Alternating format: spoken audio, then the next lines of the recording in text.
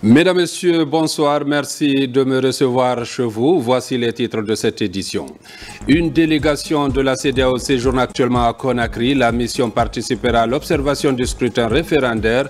Le représentant de l'institution sous-régionale en Guinée a échangé avec le Premier ministre chef du gouvernement.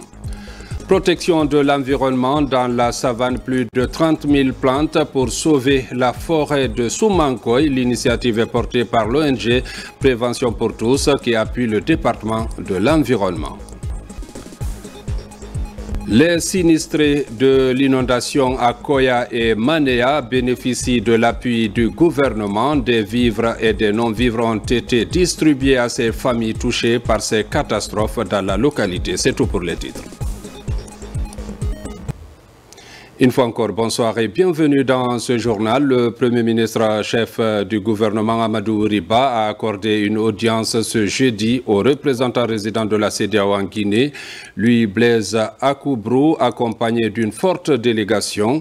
Au cœur des échanges, l'appui de l'organisation sous-régionale au processus de transition en cours, marqué notamment par le déploiement d'une mission d'observation électorale. Suivez le porte-parole de la délégation au micro de Ousmane Bangoura.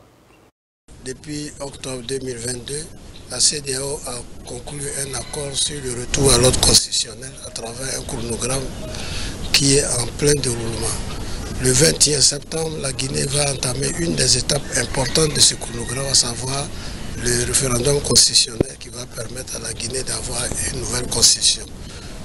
Pour marquer son appui à la Guinée, le président de la commission de la CEDEAO a daigné déployer auprès de la Guinée une mission d'observateurs qui est arrivée depuis hier. Et nous sommes venus présenter cette équipe à M. le Premier ministre pour dire que la CEDEAO se tient aux côtés de la Guinée dans le cadre de la mise en œuvre de ce chronogramme. La mission est là pour les élections. Bien sûr, nous allons tirer la conclusion de cette élection puisque les autres élections vont suivre après. Et donc, on va tirer les leçons pour améliorer le processus pour les élections futures. Parlant du référendum constitutionnel, il faut dire que le gouvernement vient de mettre en place l'Observatoire national autonome de supervision du référendum constitutionnel. Le décret a été publié. Il est composé de 11 membres issus des organisations de la société civile, le milieu judiciaire, l'administration et autres institutions républicaines. Reportage Amadou Touré. À 3 jours du scrutin référendaire du 21 septembre 2025, le président de la République, le général d'armée Mamadi Doumbouya, met en place l'Observatoire national autonome de supervision du référendum constitutionnel ONASUR. Il est composé de 11 membres issus des organisations de la société civile, le milieu judiciaire, l'administration publique et privée et autres institutions républicaines. La mission de l'institution est de veiller à la bonne tenue du scrutin référendaire. L'ONASUR supervise l'ensemble des opérations référendaires dans les circonscriptions électorales. Il veille à la bonne organisation du scrutin, au respect de la régularité, de la transparence et de la sincérité du scrutin référendaire, en garantissant aux électeurs le libre exercice de leurs droits. Il met en place des structures de supervision du référendum dans les préfectures, les communes de Conakry et les ambassades et consulats de la République de Guinée à l'étranger. À la tête de l'institution, Dr Sékou Gouressi Kondé, premier président, un ancien ministre et spécialiste des questions électorales. J'en mesure le poids moral, patriotique. Mon équipe et moi, nous venons de prêter serment devant la plus haute juridiction de ce pays et nous allons veiller à ce que le processus électoral référendaire se déroule dans les conditions d'équité, de régularité pour assurer la crédibilité de ce référendum. Les représentants du gouvernement, que sont les ministres de la Justice et celui de l'administration du territoire et de la décentralisation, ont félicité les récipiendaires avant d'indiquer. Le retour à l'ordre constitutionnel suit son cours normal. Le président et les membres, les conseillers, ont tous prêté serment. Ils ont prêté serment pour garantir la crédibilité du référendum constitutionnel. Cette prestation de serment constitue, si vous voulez, la touche de la légalité en application de l'acte de nomination émanant du pouvoir central. Les membres de l'Observatoire national autonome de supervision du référendum constitutionnel ONASUR, présents lors de cette prestation de serment, ont juste après la Cour suprême visité le siège de la Direction générale des élections, l'institution en charge de l'organisation des élections en Guinée. Il faut retenir aussi que la formation des commissions de coordination des votes a débuté depuis hier. Ces commissions composées essentiellement des juges, avocats et procureurs vont veiller à la crédibilité du scrutin. Reportage Alpha Yassila.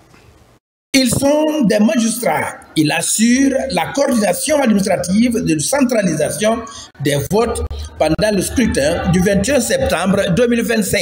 Ces magistrats renforcent leur capacité pour contrer ou éliminer les risques pendant le vote des citoyens. La centralisation des votes constitue une étape cruciale du processus électoral. Elle comporte des risques qu'il est de notre responsabilité de maîtriser et de prévenir. Le premier risque, c'est de trahir sa mission en faisant mal son travail. C'est le plus grand danger.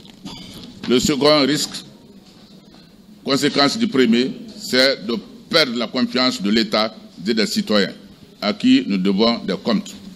C'est pourquoi j'invite chacun des participants à s'imprégner pleinement des enseignements qui seront dispensés tout au long de cet atelier. Ces magistrats qui veillent sur la régularité du scrutin pour la transparence du vote sont bien conscients de l'enjeu de ce devoir citoyen. Le module consiste justement à montrer au président de la CACV quels sont ses rôles, quelles sont ses missions, quelles sont ses prérogatives, quelles sont ses interactions avec les autres membres, à montrer aussi au secrétaire de la CACV qu'est-ce qu'il doit faire avant, pendant et après le vote, et montrer aussi aux assesseurs, assesseur 1, assesseur 2, ce qu'ils doivent faire pendant tout le long du vote.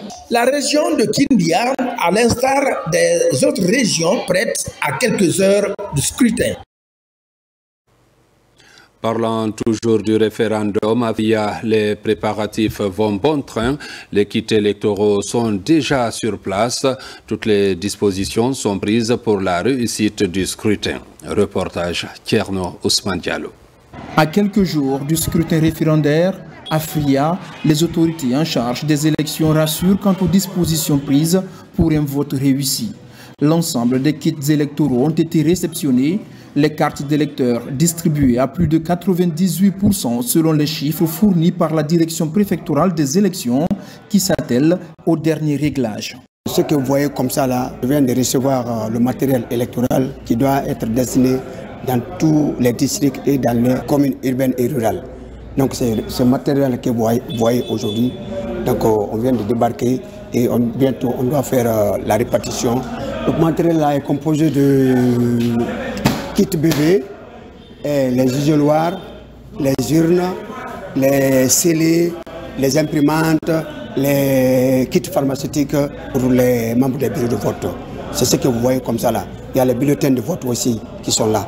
À Fria, 153 bureaux de vote sont enregistrés pour accueillir environ 40 700 électeurs. Avant la réception des kits électoraux, les membres des bureaux de vote ont été formés pour efficacement remplir leur mission. Au jour d'aujourd'hui, tout est en place aujourd'hui parce que les membres des bureaux de vote sont formés. Tout le monde est prêt maintenant pour aller dans les bureaux de vote.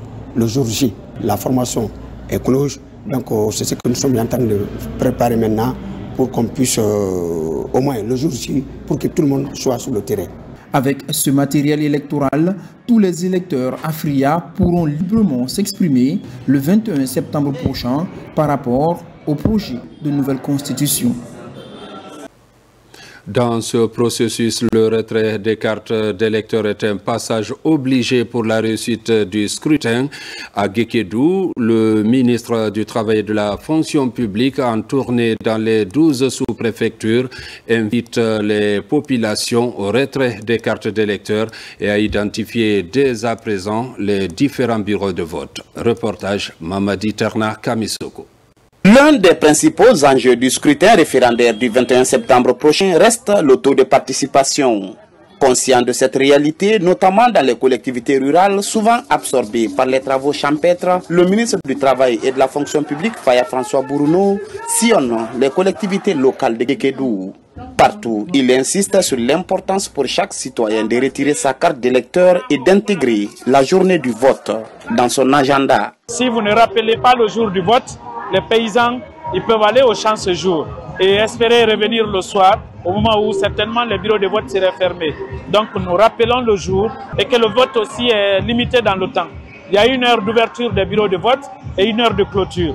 Nous partageons cette information pour que les citoyens l'intègrent dans leur quotidien. Cette démarche de proximité est favorablement accueillie dans les sous-préfectures visitées par la mission d'information et de sensibilisation. L'objectif est de permettre à chaque citoyen d'accomplir son devoir civique sans aucune contrainte. Je m'attelle aujourd'hui à la campagne de porte-à-porte, à ce travail de proximité qui me conduit vers les populations dans les sous-préfectures et dans les districts. Donc cette démarche vise à sensibiliser les populations sur toutes les modalités du vote, notamment le retrait des cartes d'électeurs. Cet exercice de pédagogie, conduit par le ministre parrain Faya François Bourounou, se poursuit dans l'ensemble des 12 sous-préfectures de Guékédou.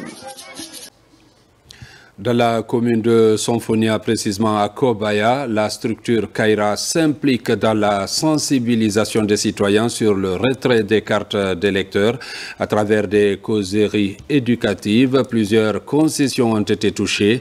La démarche consiste également à sensibiliser les uns et les autres sur le comportement d'un citoyen avant, pendant et après le scrutin. Reportage Mohamed Lamine Kamara.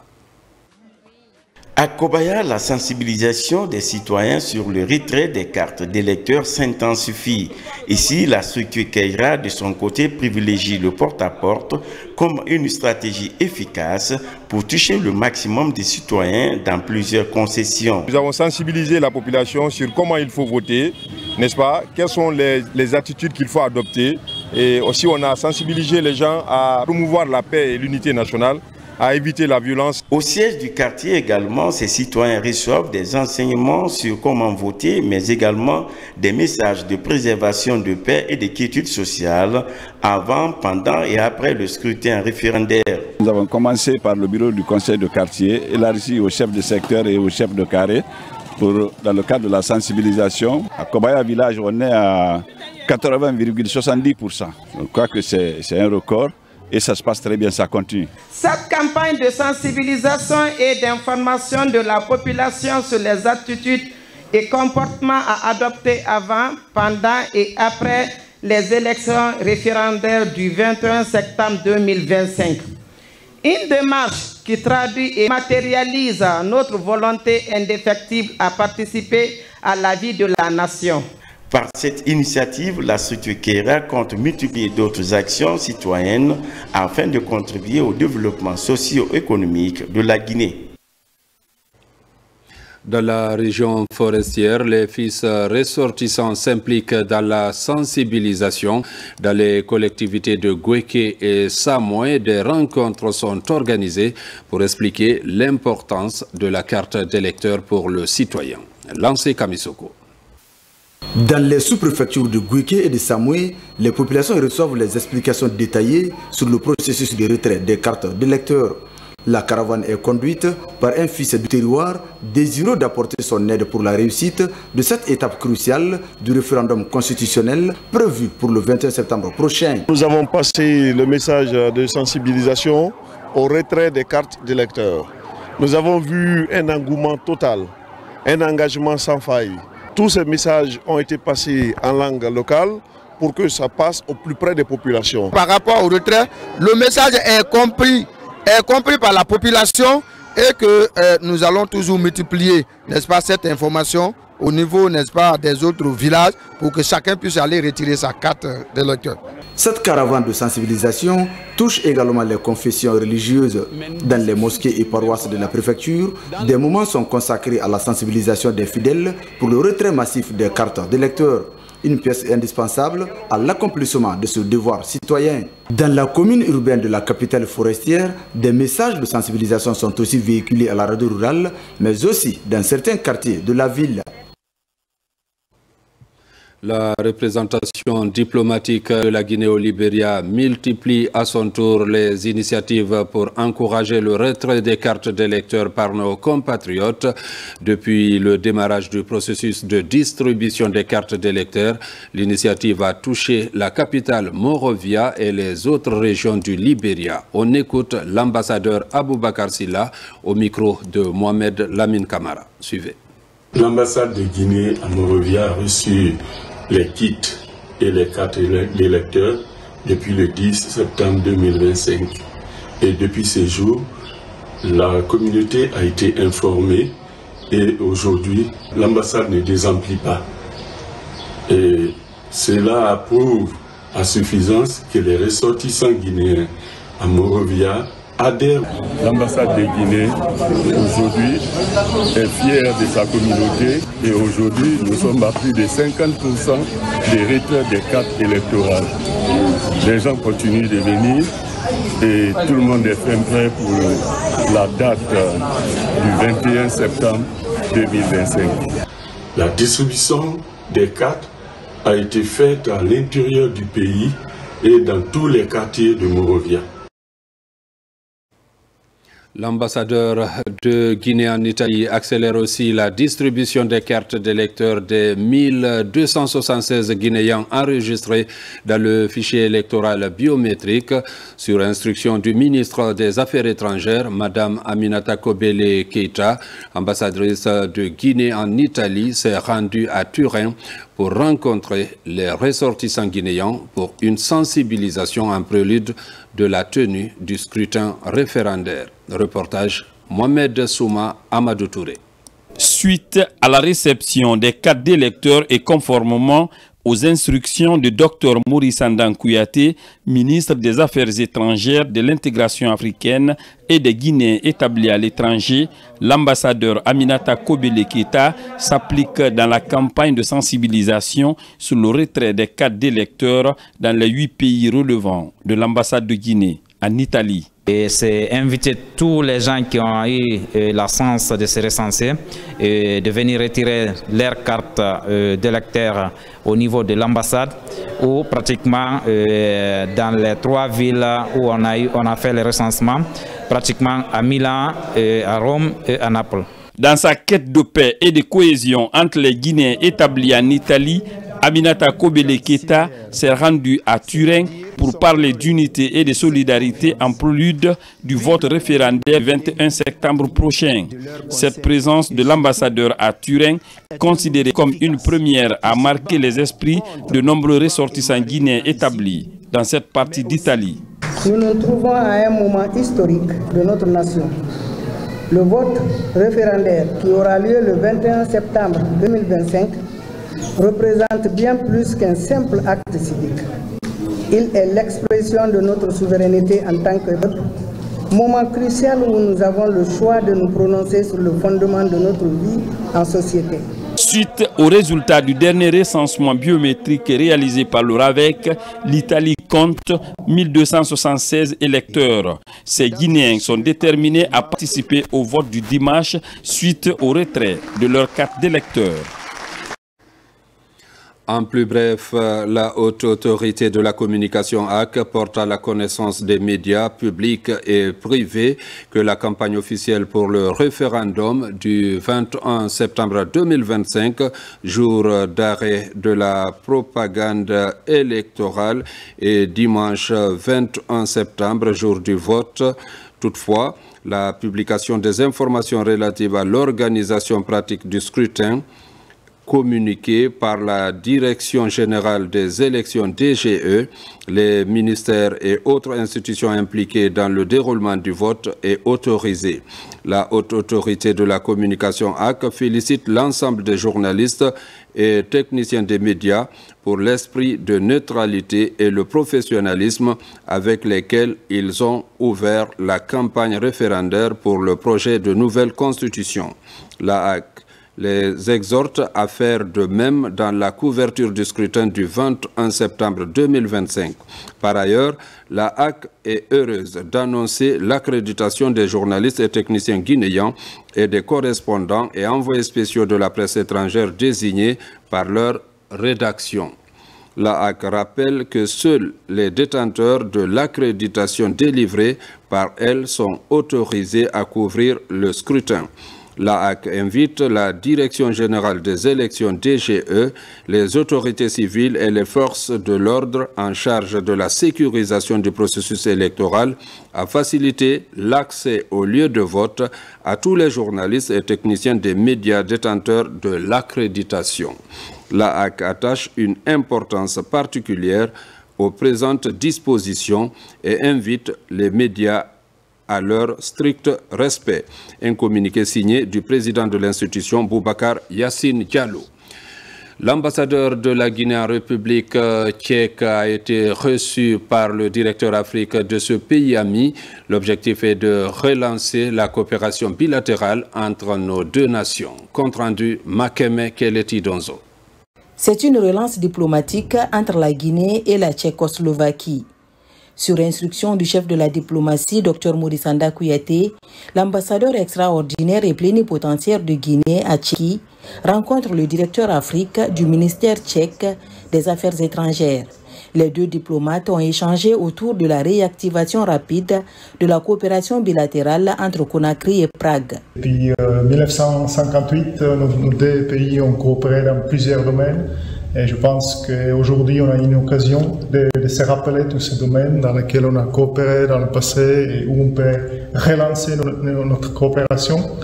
Et on va travailler ensemble dans les mois à venir pour approfondir nos relations dans les domaines tels que santé et d'autres. Cette nouvelle impulsion diplomatique va toucher plusieurs domaines.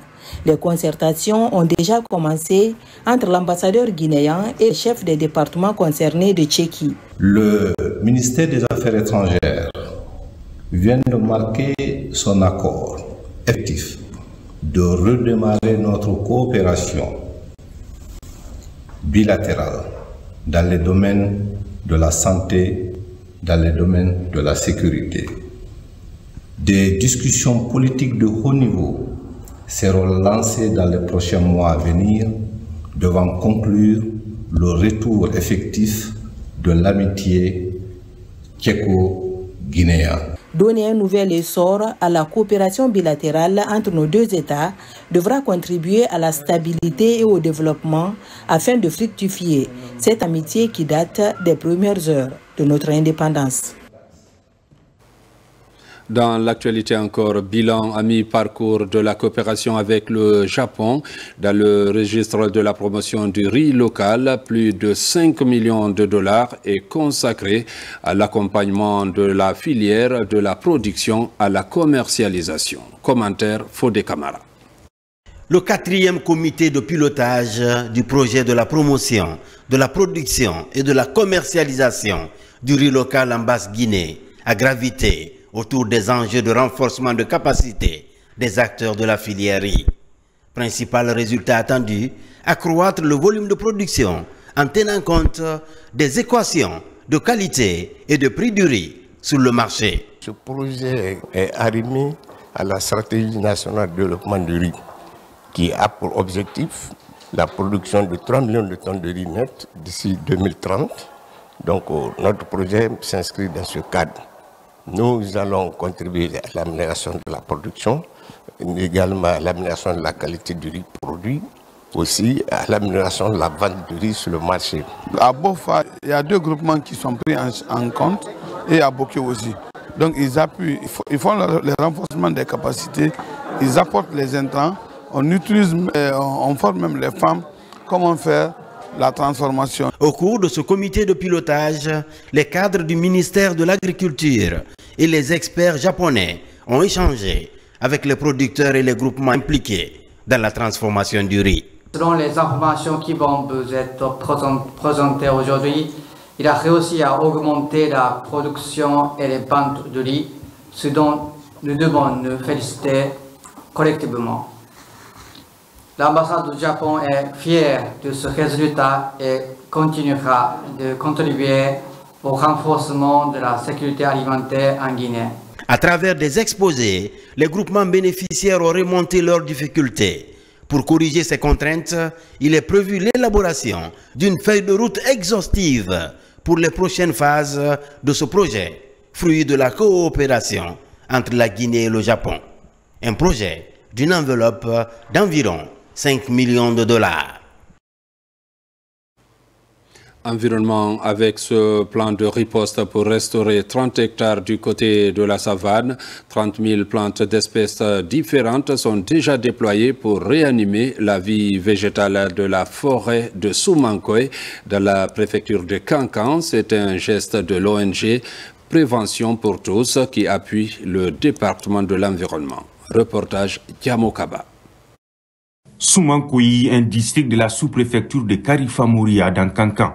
Au cœur de ce petit village, un poumon vert. Aujourd'hui, des mains solidaires viennent préserver son intégrité écologique et sa biodiversité. Au total, plus de 30 000 plants d'espèces différentes pour reboiser 30 hectares. La couche féminine est impliquée pour atteindre les objectifs de l'ONG Prévention pour tous. À travers le gouvernement a décidé que cette année soit une année de reboisement avec un thème qui est quand même accrocheur, qui fait la part belle aux femmes, qui est une femme, un arbre. Et l'ONG Prévention pour tous, Guinée ne pouvait pas rester en marge de ça. En plus de faire un reboisement de 30 hectares dans une parcelle rurale, nous avons décidé d'apporter un appui aux femmes. Nous avons opté pour l'espèce le Melilla, par tous les apports que ça peut apporter à la communauté. Vous savez que le Melilla, c'est un arbre aussi qui s'implante très facilement. Il suffit qu'il y ait un peu de pluie, il s'implante. Et après, l'utilisation de l'arbre peut faire un apport aux communautés qui sont là. Sur le terrain, l'appui du Fonds de l'environnement et du capital naturel pour davantage reverdir la forêt de Soumankoy. Les plans mis en terre vont intensifier la lutte contre la dégradation de ce couvert végétal. Je remercie ONG Prévention pour tous pour pouvoir avoir le soutien de FECAN de venir faire le reboisement à Soumankoy. Cette autre offensive de l'ONG Prévention pour tous engage toute une communauté pour faciliter le suivi de cet espace aménagé pour le bonheur de la localité. Je vous l'annonçais dans les titres, le gouvernement décide d'accompagner les sinistrés du côté de Koya et Manéa pour un retour à une vie normale. L'Agence nationale de gestion des urgences et catastrophes humanitaires Anguish a remis dans ce cadre à chaque sinistré enregistré un important lot de vivres et de non-vivres. D'autres initiatives sont également envisagées pour accompagner les enfants à l'ouverture prochaine des classes. Reportage Amadou Touré, à la presse Camara. Après 2 mois passés dans les centres de recasement créés à l'occasion par le gouvernement à travers l'Agence nationale de gestion des urgences et catastrophes humanitaires Angus, ici à la maison des jeunes de Koya et à Manéa, les sinistrés des inondations des mois de juillet et août passés peuvent désormais rejoindre leur domicile. Pour le faire, l'État a mis la main à la poche pour acheter une importante quantité de vivres et de non-vivres qu'il a offert à ces ménages durement affectés. Ces ménages ont été recasés depuis le 2 juillet, pris en charge pendant 2 mois, 2 semaines. Alors nous sommes là ce matin pour organiser leur retour dans leur habitat initial et en les accompagnant, nous allons les offrir des kits. Au cours de cette opération, chaque ménage enregistré a reçu 5 sacs de riz de 50 kg, un bidon d'huile végétale, un carton de lait, un sac de sucre et un matelas de 4 places. La prochaine étape consistera à l'achat de fournitures scolaires pour les enfants des familles sinistrées et le suivi des ménages impactés suite au glissement de terrain de Manéa. Il faut d'abord remercier l'État parce qu'il a consenti beaucoup d'efforts, qui est là aux côtés des deux collectivités qui ont permis afin que ces collectivités soient remises en cause parce qu'ils ont été affectés, ils ont été exacerbés par les grandes inondations. Aujourd'hui, ils sont un peu remontés avec ce que l'État a fait. Les inondations de cette saison ont affecté plus de 49 230 personnes réparties dans 15 communes urbaines du pays, d'après un rapport publié par l'Agence nationale de gestion des urgences et catastrophes humanitaires, Angus. Dans l'actualité encore, dans la poursuite des activités de la célébration de l'an 35 de la Journée nationale de la jeunesse, une rencontre est organisée à l'amphithéâtre de l'Abbé. Cette rencontre a permis de débattre sur le thème Simandou 2040, opportunités d'insertion socio-professionnelle et économique des jeunes pour une Guinée émergente. Reportage Diara Diallo, Sununu Sidibé. Dans la cité de Karamoko Alpha Molabé, cette deuxième journée de célébration prend une dimension plus réflexive. Après les festivités d'ouverture, place au dialogue et à la participation active des jeunes. Les débats s'orientent sur les perspectives qu'offre le projet Simandou à l'horizon 2040, mais aussi sur les défis liés à l'emploi, à la formation et à l'autonomisation d'une jeunesse au cœur de l'émergence nationale. C'est de dire aux gens de regarder tous les piliers, de voir le pilier qui l'intéresse, de se former dans ce domaine afin de participer pleinement. Donc j'aide les jeunes à se former, à se positionner pour vraiment bénéficier des opportunités de ce programme Simandou. Au nom des 77,03% de la population guinéenne qui sont aujourd'hui jeunes, nous nous engageons à être cet organe consultatif qui va porter les préoccupations des jeunes à votre niveau et à être votre bras droit pour la prise en compte de ces besoins au plus haut sommet de l'État. Panels, conférences et ateliers réunissent jeunes leaders, experts et décideurs politiques. L'objectif est de croiser les expériences, d'identifier les blocages et de proposer des pistes concrètes pour une meilleure insertion socio-professionnelle. Jeunes de Guinée, dans un monde en constante évolution, l'accès à une formation de qualité adaptée aux réalités du marché du travail est un levier essentiel pour bâtir une carrière solide, mais aussi pour contribuer activement au développement économique et social de nos communautés. C'est tout le sens de cette initiative. Nous avons assez d'instruments à travers l'OFONIS, la GETIP, la NVJ, l'ONL, l'Observatoire national, beaucoup d'instruments qui nous permettent de travailler à l'insertion des jeunes, à leur formation, à leur accompagnement. À nous de saisir les opportunités. La journée s'enrichit également d'activités culturelles. Des expositions mettent en valeur les talents locaux et offrent une vitrine aux structures partenaires du ministère de la Jeunesse. En plus bref et en images, la Guinée sous le leadership de Mme Rose Paula Presemo vient d'être élue au Conseil d'exploitation postale CEPE, l'organe de l'UPI chargé des questions opérationnelles, commerciales, techniques et économiques liées aux services postaux. Notre pays représentera l'Afrique pour la zone 5, une reconnaissance internationale en faveur de la modernisation du secteur. Formation de 148 agents de CACV, ils seront déployés pour la centralisation des votes dans les régions de Boké, Younoussa Tawel Kamara. Cette journée de lecture du Saint-Coran est organisée par la Fédération des ambassadeurs de paix en Guinée. Elle a réuni les sages, les femmes et la jeunesse d'équipée. L'objectif est de renforcer l'esprit du vivre ensemble en vue de favoriser le développement de la Guinée et promouvoir la paix en cette veille du scrutin référendaire. Vous savez, c'est la journée internationale de la paix à partir de dimanche le 21 septembre. Voilà, aujourd'hui nous sommes réunis en avance pour célébrer notre tour et cette célébration nous l'avons fait en lisant le Coran et demander la grâce de Dieu pour que Dieu puisse nous aider, que la paix soit dans notre pays. Vous savez, comme notre pays, avec tout ce que nous faisons, nous voulons que la paix soit avec notre pays. Les Guinéens doivent se comprendre. La Fédération des ambassadeurs de paix en Guinée s'engage à travailler main dans la main afin de consolider la concorde nationale dans le pays. Cette cérémonie de lecture du Saint-Coran a été initiée par les organisateurs pour accompagner les autorités dans la promotion du vivre ensemble. Vraiment, nous demandons chacun d'entre nous d'aller voter librement et rentrer chez lui librement. La paix est nécessaire, elle est obligatoire pour chaque citoyen pour vivre ensemble. Et réunir les forces pour contribuer au renforcement du tissu social est l'ambition qu'affiche la Fédération des ambassadeurs de paix en Guinée. Comme vous venez de le constater, c'était plutôt la sensibilisation pour la paix et l'unité. Des appels à la cohésion entre Guinéens vient d'être réitéré par la Fédération des ambassadeurs de la paix en Guinée. Un reportage signé de Nabilaï Kamara. Retour sur ce communiqué de la Haute Autorité de la Communication. La Haute Autorité de la Communication HAC porte à la connaissance des médias publics et privés que la campagne officielle pour le référendum du 21 septembre 2025 prend fin ce jeudi 18 septembre 2025 à 23h59. À cet effet, elle invite tous les médias à s'abstenir de diffuser ou de publier toute information relative à la campagne le vendredi 19, le samedi 20 septembre 2025, jour d'arrêt de la propagande électorale, et le dimanche 21 septembre, jour du vote.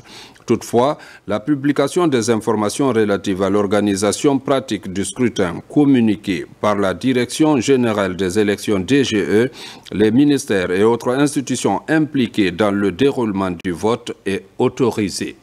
La Haute Autorité de la Communication HAC félicite l'ensemble des journalistes et techniciens des médias pour l'esprit de neutralité et le professionnalisme avec lesquels ils ont couvert la campagne référendaire sur le projet de nouvelle constitution. La HAC les exhorte à faire de même dans la couverture du scrutin du 21 septembre 2025. Par ailleurs, la HAC est heureuse d'annoncer l'accréditation des journalistes et techniciens guinéens et des correspondants et envoyés spéciaux de la presse étrangère désignés par leur rédaction.